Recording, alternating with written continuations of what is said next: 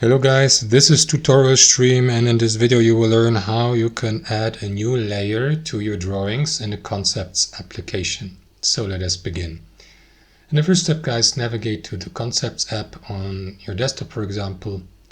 Navigate to the folder inside your account and access one of your drawings.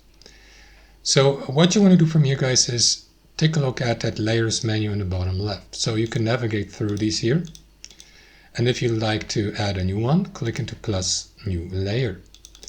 You may also click into it and then, for example, duplicate the layer, lock it, remove it, merge it, and so on and so forth, guys. And you can also disable or hide this menu here, right? You can also make the layer invisible by clicking into that eye icon. And that is basically it, guys. So as you can see, there's a different layer here in that document or drawing.